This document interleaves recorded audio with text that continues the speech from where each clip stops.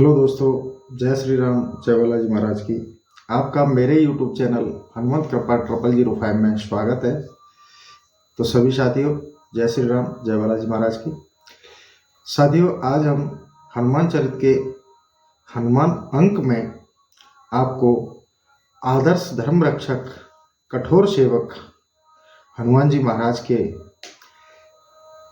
कथा के प्रसंग में ले चलते हैं और पाठ प्रारंभ करते हैं।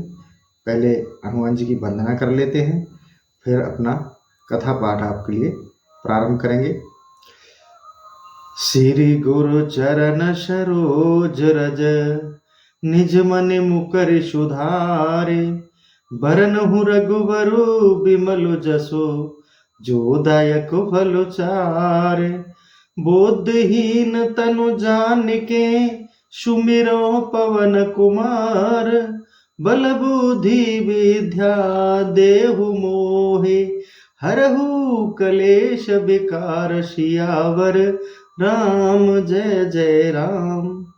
बोलो सियावर रामचंद्र की जय। तो सभी साथियों से निवेदन है कि अब हम अपने पाठ की ओर चलते हैं।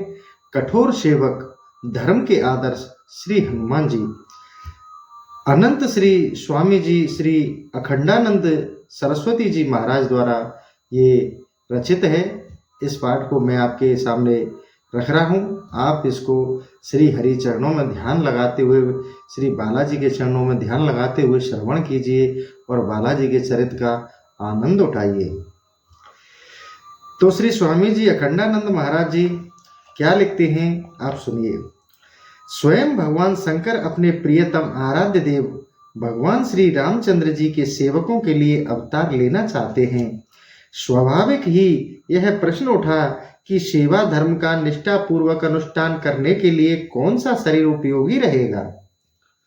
श्री राम जी नर रूप में प्रकट हो रहे हैं। यदि सेवक भी उन्हीं के समान नर होकर प्रकट हो तो जाति, आकार, गुण, धर्म, खान पान, रहन सहन में समानता करनी पड़ेगी। यह सेवा धर्म के विपरीत है। ऐसा विचार करके शंकर ने बानर का शरीर ग्रहण किया। बानर को पकी हुई रसोई या हिंसाजन्य भोजन की आवश्यकता नहीं पड़ती।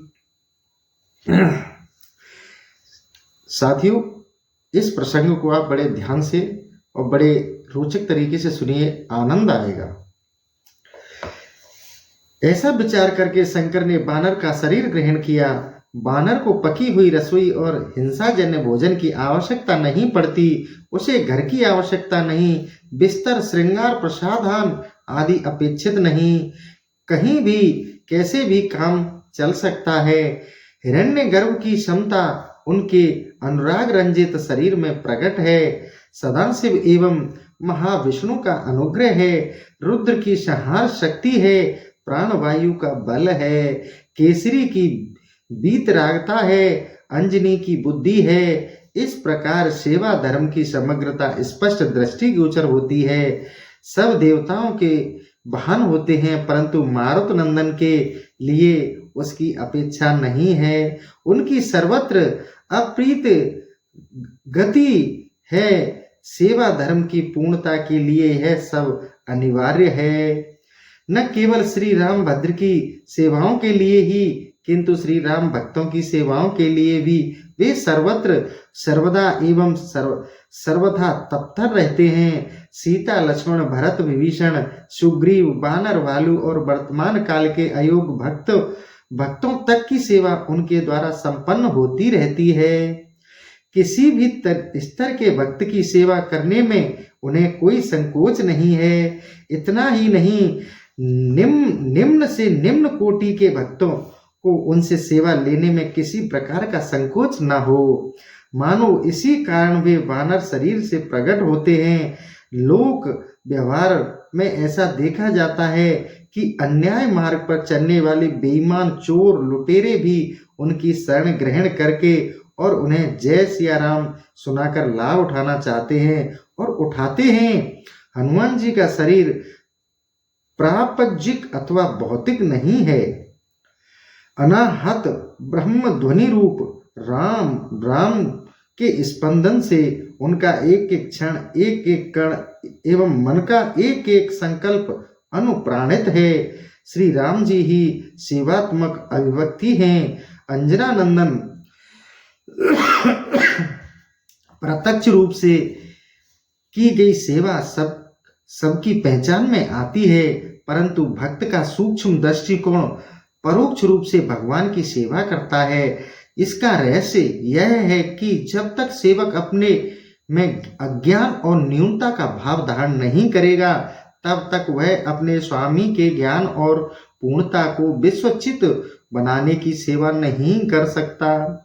इसके लिए आप वाल्मीकि रामायण के 2 प्रसंगों पर ध्यान दीजिए।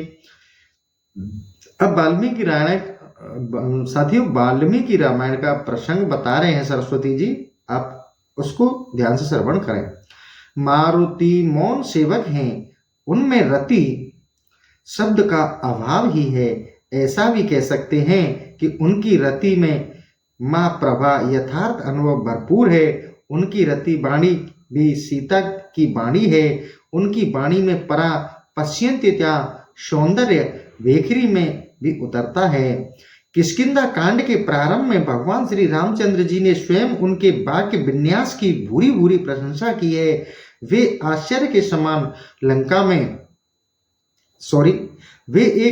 आचार्य के समान लंका में प्रवेश करते हैं।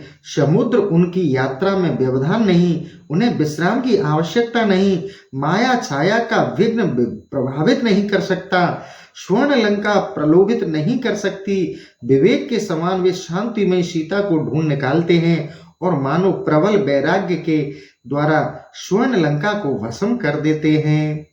यह सब प्रत्यक्ष और भाव गर्वित परोक्ष रूप से भगवान की सेवा है।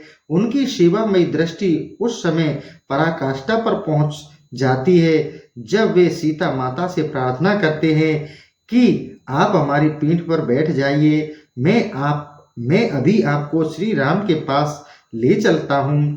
आपका बृहद दुख कुछ क्षणों में ही मिट जाएगा। इसके उत्तर में श्री जनक नंदिनी सीता जी के जो प्रखर पतिव्रत्य के उद्गार हैं, वे अत्यंत मर्म स्पर्शी हैं। रामायण निर्माण के संपूर्ण प्रयोजनों का दर्शन वही होता है। श्री जानकी जी कहती हैं कि मैंने अपने जीवन में जानबूझकर कभी पर पुरुष का स्पर्श नहीं किया। रावण ने बलात् मुझे पकड़कर रथ पर बैठाया, यह सही है, परंतु उस समय में विवश थी। तुम मेरे पुत्र हो तो क्या हुआ, मैं जानबूझकर तुम्हारा भी स्पर्श नहीं कर सकती। जब मेरे स्वामी समुद्र पार करके आएंगे, शत्रुओं पर विजय प्राप्त करेंगे और अपना पौरस से मुझे ले जाएंगे, तब उनका यश बढ़ेगा। चोरी से भागकर जाने में उनकी क्या कीर्ति होगी।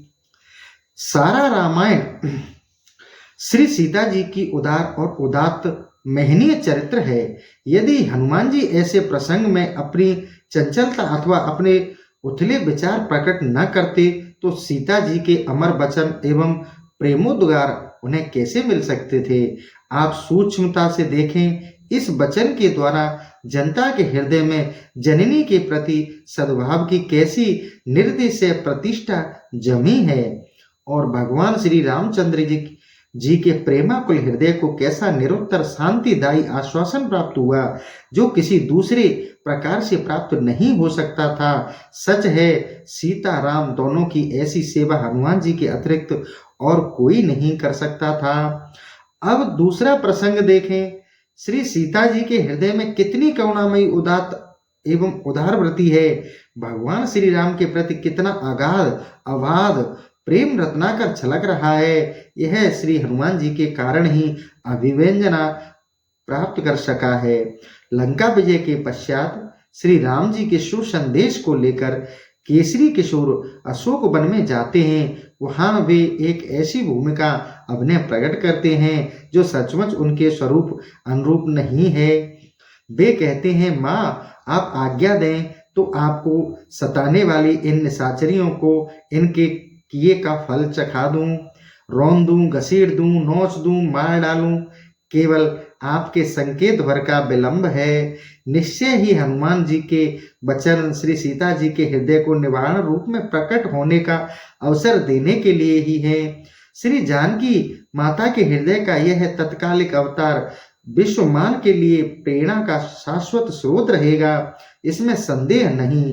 वे कहती हैं, हनुमान संसार में ऐसा कौन प्राणी है जिसने कभी कोई अपराध न किया हो। सभी अपराधी हैं, न किंचना परायदिति। मैंने भी लक्ष्मण के प्रति अपराध किया, तुमने भी लंका के निरपराध बालक बालिकाओं को पीड़ा पहुंचाई। आर्य पुरुष का कार्य दंड देना नहीं है, करुणा करना है। कार्य करुणा मायेण। करुणा में पापी पुण्यात्मा का एवं शुभ अशुभ का विचार नहीं होता। तुम जो कुछ करने के लिए कह रहे हो उसमें क्या श्री रामचंद्र जी या उनके भक्तों का यश बढ़ेगा। श्री जानकी जी के वचनों पर आप ध्यान दें। ये करुणा समुद्र की छलकती हुई लहरें तो हैं ही, भक्तों के लिए एक मार्ग निर्देश भी हैं। उन्होंने अपने कर्तव्य का निश्चय करते समय यह ध्यान रखना आवश्यक है कि उससे श्री राम का और उनके भक्तों का यश बढ़े। यदि उनके कर्तव्य निश्चय में यह दृष्टि नहीं है तो उनके भक्ति भाव की अपूर्णता ही माननी पड़ेगी। सौंदर्य की दृष्टि से जब हम हनुमान जी को देखते हैं तो वे शिव स्वरूप है, हष्ट पुष्ट एवं बलिष्ठ हैं, परंतु आकृति की दृष्टि से देखें तो वे लोमश शरीर, हाथ पांव टेढ़े, चिबुक भी टेढ़ा, रूप में लंका दहन का प्रभाव, उनके प्रत्येक क्रियाकलाप में श्री राम का ही महत्व प्रकट होता है। वे किसी को अपना भक्त बनाकर श्री राम का भक्त बनाते हैं। श्रृंगार रस की सेवाओं में दासी को भले ही सौंदर्य माधुर्य की अपेक्षा हो, परंतु दास्य रस की सेवा में स्व शरीर के लिए स्व उपयोगी प्रसादन की ही अपेक्षा होती है, अधिक नहीं। उनका ब्रह्मचर्य भगवान श्री रामचंद्र जी के लिए कितना सेवोपायक है, यह थोड़े ही विचार से ज्ञात हो जाएगा। सीता जी के प्रति प्रेम संदेश का आदान प्रदान, रावण के अंतःपुर में प्रवेश, अवध धाम के राजमहल में अनवरत सेवा का अवसर अखंड ब्रह्मचर्य के बिना कैसे प्राप्त हो सकता है। प्रीतिपूर्ण दास्य अथवा प्रेमानुभाव रूप सेवा में अपनी जाति का उत्कर्ष बाधक हो जाता है।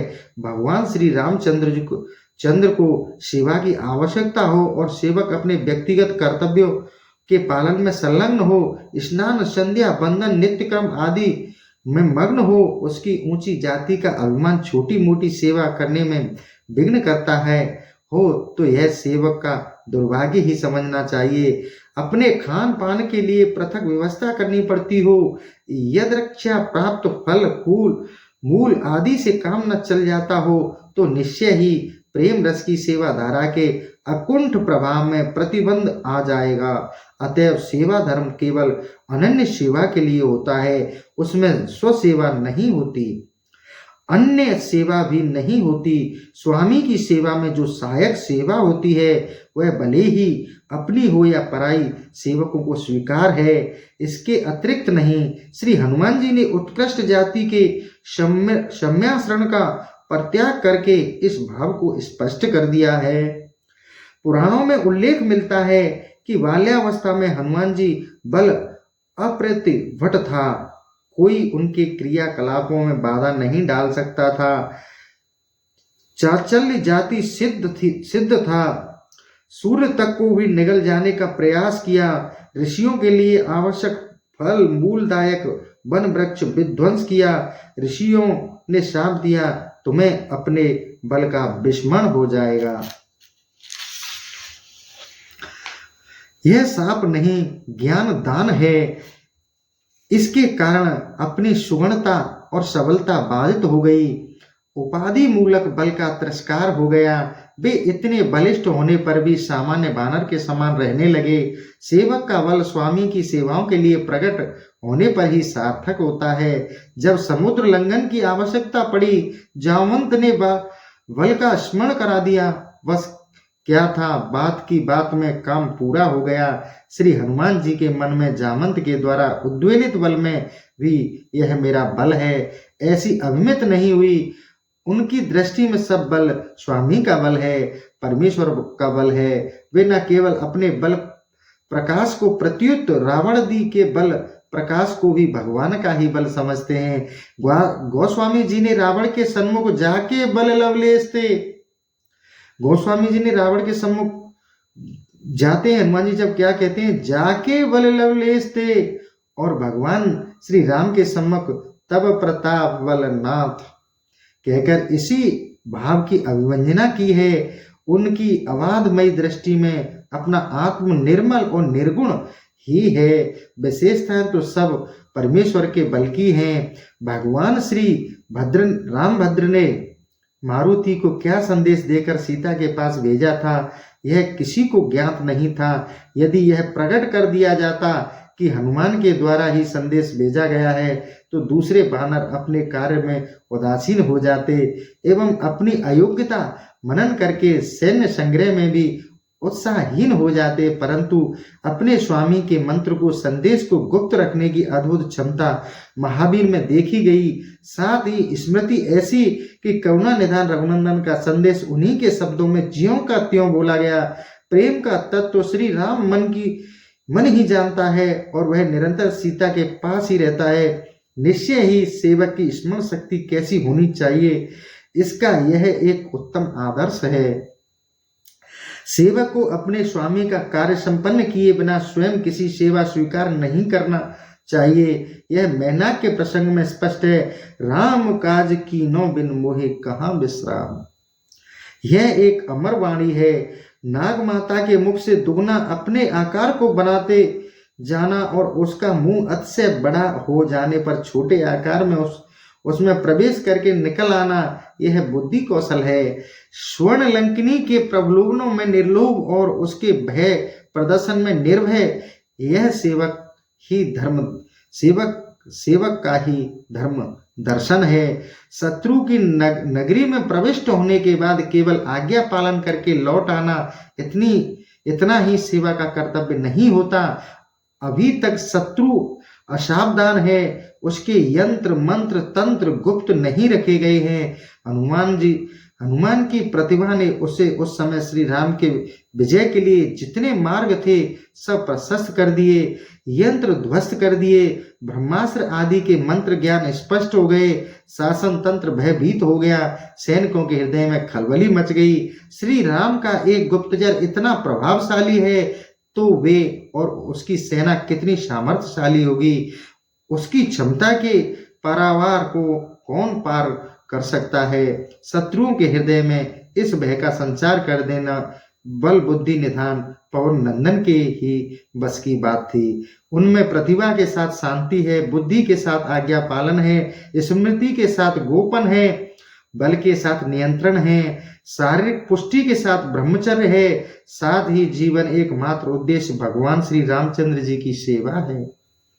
श्री हनुमान जी की सदाशिव का अनुग्रह, हिरण्य गर्भ की सत्य संकल्पता, विष्णु की पालनी शक्ति, ब्रह्मा की क्षमता, रुद्र की संहार शक्ति एवं अहंकार से मुक्त ब्रह्म भाव अत्यंत स्पुष्ट दृश्यमान है। इसी से उनकी प्रत्येक क्रिया हित भाव से परिपूर्ण है।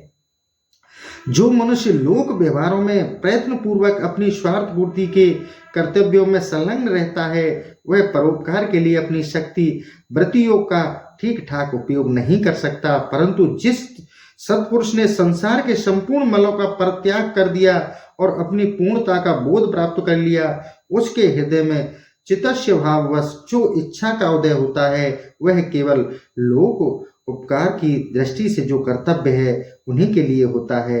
यह अत्यंत स्पष्ट है। तो साथियों, जो अखंडानंद सरस्वती महाराज जी ने जो हनुमान जी का चरित्र रखा वो बहुत ही उत्तम और सरल स्पष्ट शब्दों में था। तो आई होप आपको बहुत ही पसंद आया होगा। आगे इसी क्रम में मैं एक छोटा सा पाठ और लेके चलता हूँ।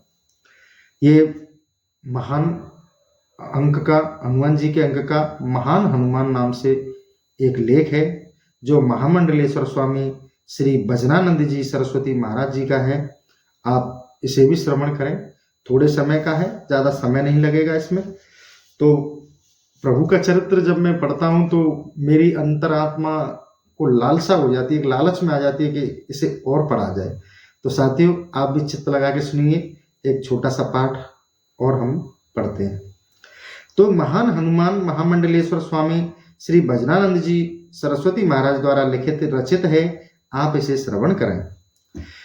श्री हनुमान जी की सेवा भावना और सेवा परायणता ऐसी अद्भुत थी कि श्री रामचंद्र जी, श्री लक्ष्मण जी, श्री भरत जी, श्री सीता जी तथा सभी अवधवासी उनके ऋणी बन गए।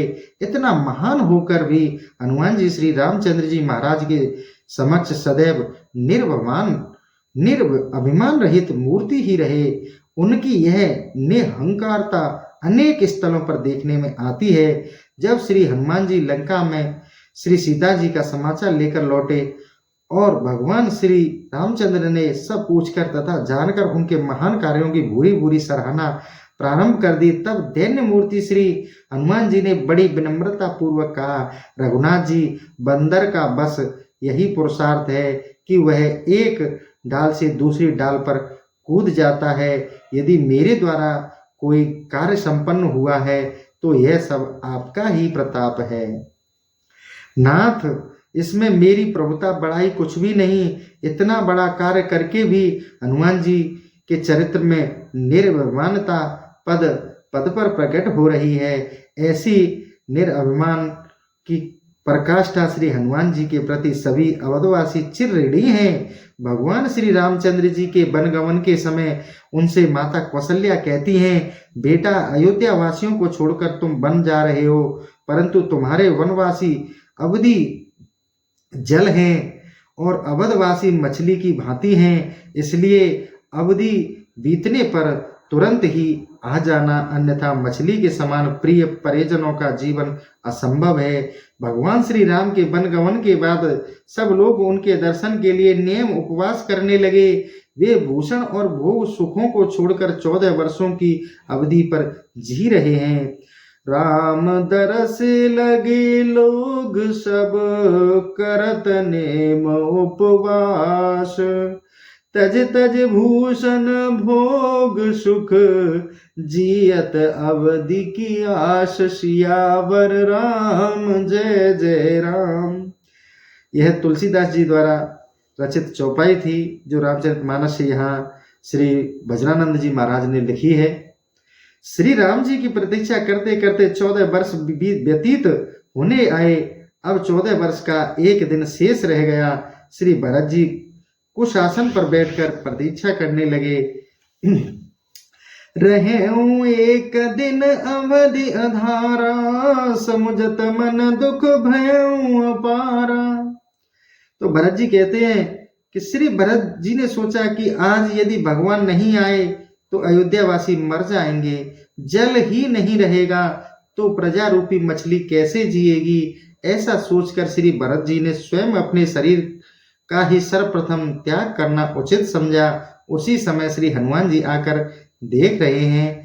बैठे देख कुशासन जटा मुकट कृस गात, राम राम रघुपति जपत स्त्रवत नैन जल जात, सियावर राम जय जय राम।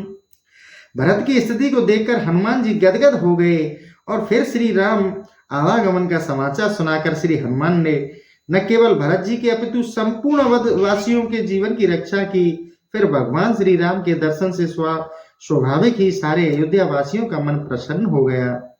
जिस प्रकार श्री भरत जी माता कौशल्या आदि तथा अवधवासी गण श्री हनुमान जी के ऋणी हैं, उसी प्रकार श्री राम जी, श्री लक्ष्मण जी, श्री सीता जी भी उनके ऋणी हैं। मेघनाथ की शक्ति द्वारा मूर्छित लक्ष्मण दृश्य अत्यंत करुण है। सुषेण वेद की आज्ञा के अनुसार हनुमान जी संजीवनी बूटी लाने गए। उनके लौटने में विलंब देखकर विलाप करते हुए श्री रामचंद्र जी दैन्य दशा का वर्णन श्री गोस्वामी जी ने अनोखे शब्दों में किया है। मोह पे तो ना कछु है आई, और निभाए भली विद भायप चलयो लखन सुभाई। पुरपित मातु सकल सुख पर हरे, जेबन विपति बटाए, तासंग हो सुर लोक शोक, तज सक्यो न प्राण पठाई। जानत हो या उर कठोर, ते कुलिस कठिनता पाई। सुमिर स्नेह सुमित्रा सुत को, दरक दरार न जाई। तात मरन तिय हरन, गीत बद भुज दाहिन गावही। तुलसी में सब भांति आपने, कुलहि काल मालाई। सियावर राम जय जय राम। भगवान श्री रामचंद्र जी ऐसा करुण विलाप कर रहे हैं। उसी समय हनुमान जी संजीवनी लेकर आ गए और उस बूटी का सेवन करते ही लक्ष्मण जी उठ बैठे। उस समय भगवान श्री राम का हृदय अत्यंत कृतज्ञता से भर गया। इसी प्रकार कृतज्ञ भगवती सीता भी लंका विजय के पश्चात भगवान श्री रामचंद्र जी ने जगजननी श्री सीता जी के पास श्री हनुमान जी को भेजा। दर्शन एवं प्रणाम के उपरांत श्री हनुमान जी श्री सीता जी से कहते हैं, अब आप अपने को रावण के घर में वर्तमान समझकर भयभीत मत हो, क्योंकि दशानन को जीतकर भगवान श्री राम ने लंका का सारा ऐश्वर्य विभीषण के अधीन कर दिया है। ऐसी वाणी सुनकर सीता माता कहती है, वत्स, इस प्रिय संवाद के अनुरूप ऐसी कोई वस्तु नहीं जिसे तुम्हें देकर मैं संतुष्ट हो सकूं। हिरण्य वा सुवर्ण वा रत्नानि विविधानि च, राज्याम वारेषु लोकेषु, एतना हर्त भाषितम। श्री जानकी जी के हृदय में अत्यंत हर्ष हुआ। उनका शरीर पुलकित हो गया। उनके नेत्रों में आनंद अश्रु छा गए। वे बार बार कहती हैं कि हनुमान, मैं तुझे क्या दूं। अति हरस मन तन पुलक, लोचन सजल कह पुनि पुनि रमा। कहा देहूं तोय त्रिलोक महु, कपि किम पिनहि वानि क्षमा। हनुमान जी जैसा भाग्यवान कौन होगा। महान सेवा किसको ऋणी नहीं बना लेती। इसी के साथ ये यहाँ श्री महाराज जी का संवाद समाप्त होता है। कल फिर हम आपके लिए अगले टॉपिक में महारत्न श्री हनुमान जी महाराज का चैप्टर लेके आएंगे, जो कि आनंद श्री स्वामी श्री नंदनानंदन जी सरस्वती जी महाराज द्वारा रचित है। इसको कल हम आपके सामने प्रस्तुत करेंगे। सभी दर्शकों से निवेदन है कि आज के टॉपिक को मैं यहीं समाप्त करता हूँ। साथियों, कमेंट में जय श्री राम जय बालाजी महाराज अवश्य लिखा करें।